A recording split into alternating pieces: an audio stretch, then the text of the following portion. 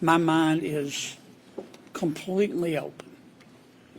But for Russ Vought and Marco Rubio, I don't know any of the president's nominees that well. So, you know, I walk into my meeting with Mr. Kennedy with an open mind. I can tell you this: I have reached one conclusion. He should fire his lawyer, the one that petitioned the FDA to get rid of the polio vaccine. He should call him up, call his lawyer up and say, look, man, stop dipping into your ketamine stash. The polio vaccine has saved hundreds and hundreds of millions of lives in the world. Now, I understand that Mr. Kennedy has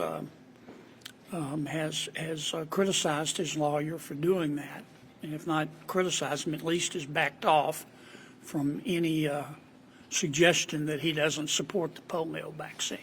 I was very proud of President Trump yesterday for saying he supports the polio vaccine.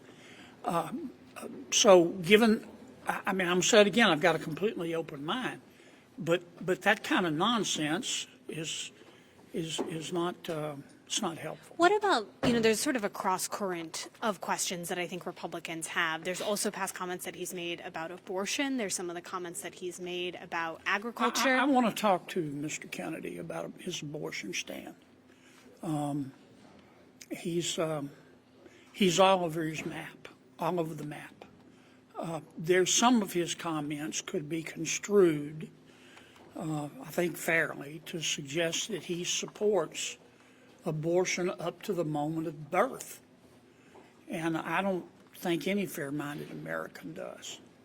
Now, I don't know why he said what he said on the subject of abortion. I don't know what's in his heart and what he really believes, because he said so much stuff, some of which sounds like he's from outer space. But I am going to talk to him about abortion. What about the ag issues? Have you heard from ag groups in your state? Are you concerned about some of the comments he's made about big ag? Yes.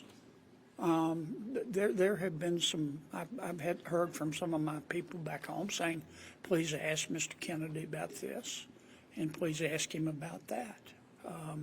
What issues specifically related? Genetically modified crops, for example. Look, let me say it again.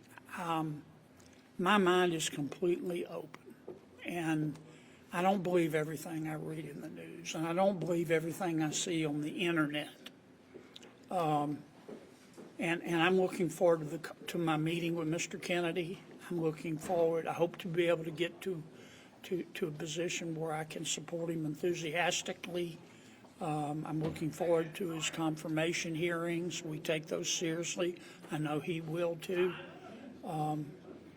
But I have a lot of questions I have to ask him. That's my job. I hear that, you know, you don't believe everything you read on the internet, but a lot of these are comments that he himself has made that you can watch on camera or you can read comments that he's made. All I'm saying is sometimes people lie about what somebody said, both in the news and on the internet.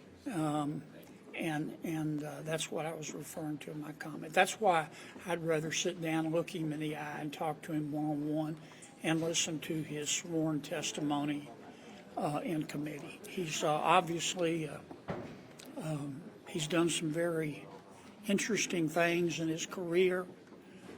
President Trump has chosen him, but I've got a lot of questions. How likely do you think it is that he does get confirmed? I don't know. I have any idea. I can't predict the future. I have to wait for it like everybody else. But unlike some other nominees who may have one or two issues, it seems like, you know, there's a series of questions that Republicans have. There's the ag issue, there's the life issue, there's the vaccine issue. Is this just too many cross currents? Well, you keep saying Republicans have. I think I would say senators, not just Republicans. Look, our job is to make sure. I support President Trump. My job and my colleagues' job is, at least on the Republican side of the aisle, is to make sure that the president's choices are going to help him move his agenda, our agenda forward. And that's what we're doing. It's not meant to be personal. It's meant to be thorough. And I think by his own admission, Mr. Kennedy has said that he can be provocative at times. It's probably my word, not his.